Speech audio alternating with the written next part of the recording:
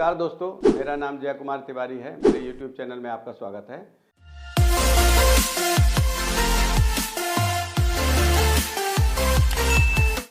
दोस्तों, मैं Ayodhya master plan 2031 पर यह सीरीज बना रहा हूं।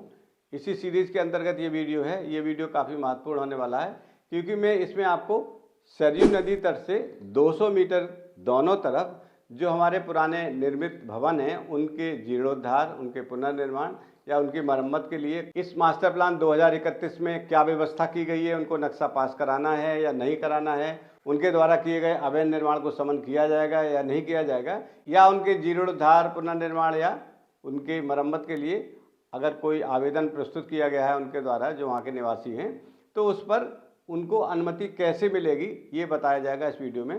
क्योंकि अभी उत्तर प्रदेश में निर्मित क्षेत्र के अंतर्गत आवासीय भवनों के पुनर्निर्माण और मरम्मत के लिए जो व्यवस्था थी, अयोध्या के मास्टर प्लान में उससे थोड़ा भिन्न है।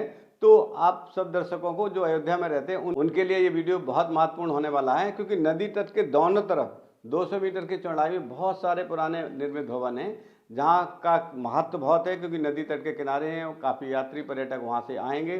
तो उन भवनों को वो कैसे मरम्मत करा सकते हैं और मरम्मत के अनुसार कैसे उन भवनों का लाभ उठा सकते हैं, इसकी क्या प्रक्रिया डिटेल से इस वीडियो में मैं बात करूंगा। जैसा कि मास्टर प्लान 2031 की बुकलेट में लिखा हुआ, बुकलेट के पढ़ के आपको अक्षरशः बताऊंगा ताकि कोई कन्फ्यूजन ना रहे। दोस्तों, मैं ये अयोध्या मास्टर प्लान 2031 की बुकलेट पढ़ रहा हूँ, एक एक जो सेंटेंस है उसकी मैं व्याख्या करूँगा ताकि आप समझ पाएँ कि इस वीडियो में नदी तट के दोनों तरफ 200 मीटर के क्षेत्र में पुराने निर्मित भवनों के जीर्णोद्धार की क्या व्यवस्था की गई है। दोस्तों, इसमें लिखा है नदी केंद्रित विकास। अयोध्या शहर सरयू नदी के तट पर विकसित हुआ है, जिसकी अधिकांश लंबाई सरयू नदी के तट पर पड़ती है। सरयू नदी तट पर गुप्तार घाट से लेकर लखनऊ गोरखपुर हाईवे तक बंदे का निर्माण किया गया है, जिस पर नदी की ओर विभिन्न घाट यथा नया घाट, तुलसी घाट, स्वर्गद्वार घाट, नागेश्वर घाट, लक्ष्मण घाट, गोला घाट, झुनकी घाट, निर्मोचन घाट, राजघाट तथा गुप्तार घाट विकसित किए गए हैं। बंदे के पश्चात शहर की ओर विभिन्न प्रकार के निर्माण विद्यमान हैं। श्री राम मंदिर के निर्माण के फलस्वरूप अयोध्या में भविष्य में लगभग 5 लाख व्यक्ति प्रतिदिन श्रद्धालुओं का आना प्रोजेक्ट किया गया है।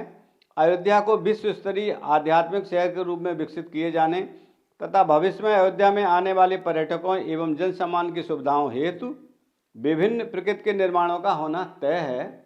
उक्त के दृष्टिगत सरयू नदी के तट के समीप विकसित होने वाले निर्माणों के रेगुलेट किए जाने हेतु सरयू नदी के किनारे राजघाट से नया घाट, रामघाट तक चिन्हित निर्मित क्षेत्र के अंतर्गत, चिन्हित निर्मित क्षेत्र का मतलब है मास्टर प्लान 2031 के अंतर्गत जो स्पेसिफाइड, जो चिन्हित डिमार्केटेड निर्मित क्षेत्र एरिया है उसकी बात हो रही है।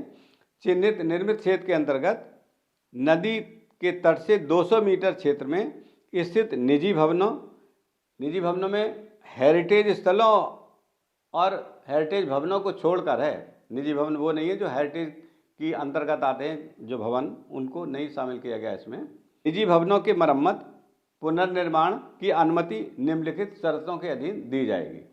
अब देखते हैं कि शर्तें कौन कौन सी हैं। नंबर का, आवेदक द्वारा भवन की मरम्मत / पुनर्निर्माण हेतु आवेदन पत्र के साथ विद्यमान भवन का मानचित्र, जो अभी भवन बना हुआ उसका नक्शा जैसा एग्जिस्टिंग है, स्वामित्व संबंधी अभिलेख जो उनके ऑनरशिप के प्रूफ हैं वो, भवन की लोकेशन की प्लान, साइड प्लान, भवन की वर्तमान स्थिति के सभी उपलब्ध दिशाओं से फोटोग्राफ लेने की तिथि अंकित करते हुए, जियो टैग करते हुए, मतलब जो डेट है वो भी आनी चाहिए उसमें।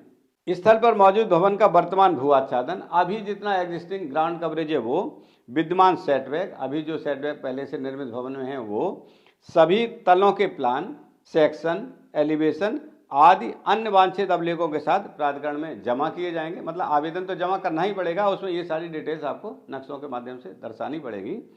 और इसका पार्ट खा है, आवेदन पत्र के साथ आवेदक द्वारा निम्न एफिडेविट भी प्राधिकरण में प्रस्तुत किए जाएंगे। इसके साथ एफिडेविट भी देने पड़ेंगे। कौन कौन से एफिडेविट हैं? नंबर 1, भवन के वर्तमान उपयोग में परिवर्तन नहीं किया जाएगा। आपको लिख के देना पड़ेगा कि भवन हमारा निर्मित क्षेत्र में स्थित है और जिस उपयोग में ये आज उपयोग हो रहा है और महायोजना में जो निर्मित क्षेत्र के अंतर्गत अन्य उपयोग हैं, उन्हीं उपयोगों के अंतर्गत मेरे द्वारा उपयोग किया जाएगा। इसका अतिरिक्त कोई अन्य उपयोग नहीं किया जाएगा। ये लिखना पड़ेगा एफिडेविट में। और दूसरा ये भी लिखना पड़ेगा कि जो सीवरेज और ड्रेनेज का निस्तारण है वो सीधे सरयू नदी में नहीं छोड़ा जाएगा। ये 2 शर्तें हैं जिनके बारे में आपको एफिडेविट देना पड़ेगा। इसका पार्ट ग है, थर्ड पार्ट है, आवेदक द्वारा उपरोक्त का एवं खा के अनुसार भवन की मरम्मत हेतु विकास प्राधिकरण को केवल दस्तावेज सूचनाएं प्रस्तुत की जाएंगी, मानचित्र स्वीकृत कराना अनिवार्य नहीं होगा। मतलब ये सारे एफिडेविट, सारे ऑनरशिप के डॉक्यूमेंट, नक्शे, ये आपको आवेदन के साथ वहाँ जमा कराने पड़ेंगे। इसी के आधार पर वहाँ से अनुमति मिलेगी, लेकिन नक्शा पास कराना आवश्यक नहीं है। अनुमति मिलना अलग बात है, नक्शा पास कराना अलग बात है। मतलब आपको नक्शे पे मोहर लग के वहाँ शुल्क जमा करा के ऐसे नक्शा नहीं मिलेगा। इस प्रक्रिया से आपको अनुमति मिलेगी कि हाँ आपने जो नक्शे जमा किए उसके अनुसार आप भवन को जीर्णोद्धार और पुनर्निर्माण या मरम्मत कर सकते हैं। मानचित्र स्वीकृत होकर मोहर लग के नहीं मिलेगा, ना उसके लिए कोई शुल्क जमा कराना होगा। परंतु प्राधिकरण द्वारा स्थलीय पुष्टि के उपरांत यदि मानचित्र एवं अन्य दस्तावेजों में कोई विसंगति पाई जाती है अथवा स्थल पर प्रस्तुत मानचित्र के विपरीत उल्लंघन पाया जाता है तो ऐसे निर्माण के विरुद्ध नियमानुसार कार्रवाई की जाएगी। मतलब कोई वहाँ डेविएशन नहीं होना चाहिए। जो नक्शे आपने दिए वो साइड पे उसी तरह का निर्माण मिलना चाहिए अगर स्थलीय जांच होती है। नंबर घ, भवन की मरम्मत ऑब्लिक पुनर्निर्माण कार्य करने से पूर्व आवेदक द्वारा प्राधिकरण को इस आशय की लिखित सूचना प्रेषित की जाएगी। जब आप काम शुरू करेंगे, जब आपको अनुमति मिल जाएगी तो शुरू करने की सूचना भी प्राधिकरण में आपको लिखित रूप में देनी पड़ेगी। नेक्स्ट नंबर है, आवेदक द्वारा भवन के मरम्मत ऑब्लिक पुनर्निर्माण के विभिन्न चरणों, कौन कौन से, प्लिंथ लेवल, प्रथम तल का स्लैब, द्वितीय तल का स्लैब, तृतीय तल का स्लैब आदि के फोटोग्राफ्स भी यथा समय प्राधिकरण में जमा किए जाएंगे, जिनके आधार पर प्राधिकरण द्वारा मरम्मत पुनर्निर्माण कार्यों की समय समय पर स्थलीय पुष्टि की जाएगी। वेरिफिकेशन साइट पर किया जाएगा कि जो अनुमति आपको मिली है उसी के अनुसार आपने निर्माण किया है या नहीं किया है। नेक्स्ट नंबर है, भवन की मरम्मत ऑब्लिक पुनर्निर्माण का कार्य पूर्ण होने के उपरांत आवेदक द्वारा उसकी सूचना प्राधिकरण को अनिवार्य रूप से देनी होगी एवं निर्मित भवन के फोटोग्राफ सभी उपलब्ध दिशाओं में भी जमा किए जाएंगे। मतलब जब आपके भवन का पूरा पुनर्निर्माण या मरम्मत हो जाएगी उसके बाद आपको सूचना देनी पड़ेगी कि हाँ हमने भवन का निर्माण आपके द्वारा दी गई अनुमति के अनुसार करा लिया है, और इसको वेरीफाई करने के लिए आपको उस भवन के चारों दिशाओं से जो फोटोग्राफ्स हैं वो जमा कराने पड़ेंगे। नेक्स्ट नंबर है, पूर्व निर्मित भवन के बाह्य स्वरूप में कोई परिवर्तन अनुमन्य नहीं होगा। जो उसका फसाड पहले से, उसमें कोई परिवर्तन अनुमन्य नहीं होगा अगर पहले से जो भवन निर्मित हैं, बल्कि विद्यमान स्वरूप में ही मरम्मत पुनर्निर्माण की अनुमति दी जाएगी तथा भवन का फ्रंट एलिवेशन फसाड गाइडलाइंस के अनुसार ही रखा जाएगा। जैसे आपको पता है कि अयोध्या में, मैंने एक वीडियो में बताया भी था कि अयोध्या में जितने भी भवन हैं उनका जो फसाड है वो निर्धारित स्वरूप में, निर्धारित रंग में ही करना पड़ेगा। तो यहाँ पर भी वो अनिवार्यता है कि भवन का फ्रंट एलिवेशन फसाड गाइडलाइंस के अनुसार ही रखा जाएगा। इस बुकलेट में फ्रंट में कौन से फसाड गाइडलाइंस लागू है, कौन सा कलर लागू है, इसका पूरा डिटेल दिया हुआ है। आगे किसी वीडियो में मैं फसाड के संबंध में भी आपको डिटेल में बताऊंगा। इसके अतिरिक्त विद्यमान भवन के फुटप्रिंट, भू आच्छादन, एफएआर तथा भवन की ऊंचाई में कोई वृद्धि अनुमन्य नहीं होगी। मतलब जितनी की अनुमति आपको दी गई है मरम्मत की, पुनर्निर्माण की, उतना ही आप बना सकते हैं, उतना ही एफएआर, भू आच्छादन एवं ऊंचाई, बल्कि पूर्व निर्मित भवन की सीमांतर्गत ही अनुमन्य होंगे। नेक्स्ट नंबर है, भवन के आंतरिक लेआउट में परिवर्तन, स्ट्रक्चरल परिवर्तन को छोड़कर अनुमन्य नहीं होगा। उदाहरण स्वरूप पुराने भवनों में सीमित तल क्षेत्र के बेहतर उपयोग अथवा वास्तु दोष के निराकरण हेतु आंतरिक परिवर्तन अनुमन्य होंगे। मतलब उसके पूरे लेआउट में कोई परिवर्तन अनुमन्य नहीं होगा। अगर स्ट्रक्चरल सेफ्टी के लिए कोई ज़रूरी है तो कर सकते हैं, या आपको पुराने निर्मित भवन में सीमित तल क्षेत्रफल के बेहतर उपयोग के लिए कोई वास्तु दोष निवारण के लिए परिवर्तन करना है तो इतना अनुमन्य है, आप कर सकते हैं। नेक्स्ट नंबर है, भवन के वर्तमान उपयोग में कोई परिवर्तन अनुमन्य नहीं होगा।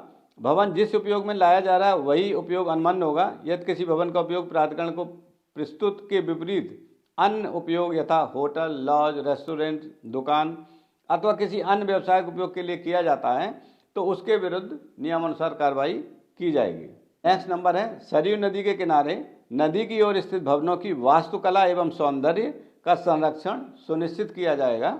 नेक्स्ट नंबर है, भवन की मरम्मत पुनर्निर्माण हेतु प्रस्तुत आवेदन पत्रों का निम्न समिति द्वारा परीक्षण कर उपाध्यक्ष विकास प्राधिकरण को संस्तुति प्रस्तुत की जाएगी। इस तरह जो आपके द्वारा आवेदन दिए जाएंगे इसके लिए प्राधिकरण में एक कमेटी बनाई गई है।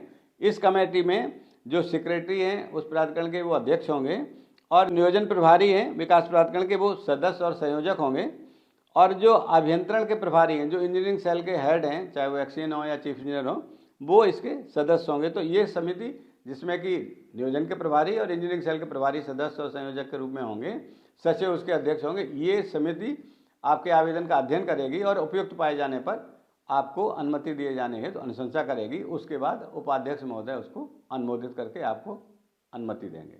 अध्यक्ष की अनुमति से आवश्यकता अनुसार अन्य विभागों के अधिकारियों को उक्त समिति की बैठक में आमंत्रित किया जा सका।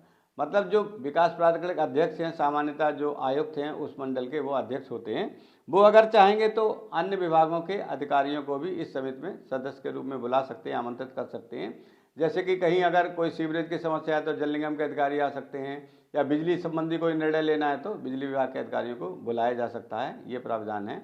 इसी तरह सेकंड नोट नंबर 2 है, विकास प्राधिकरण के संबंधित तकनीकी कार्मिकों अभियंताओं द्वारा स्थल पर हो रहे मरम्मत पुनर्निर्माण का विभिन्न चरणों में निरीक्षण तथा कार्य पूर्ण होने के उपरांत मानचित्र के अनुरूप विपरीत निर्माण पूर्ण होने की रिपोर्ट उपाध्यक्ष विकास प्राधिकरण को प्रस्तुत की जाएगी।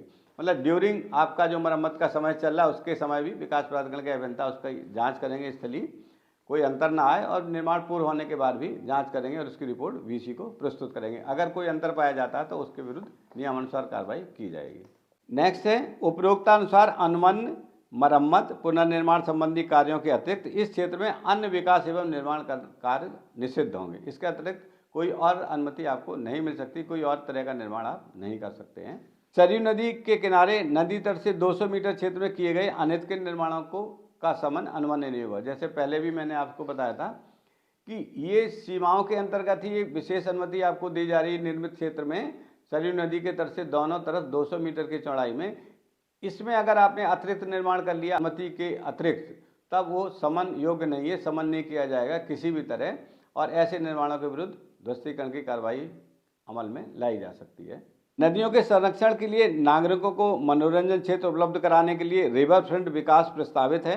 नदी की सीमा से 30 मीटर की सीमा के भीतर रिवर फ्रंट विकास के अतिरिक्त और कोई भी निर्माण प्रतिबंधित रहेगा।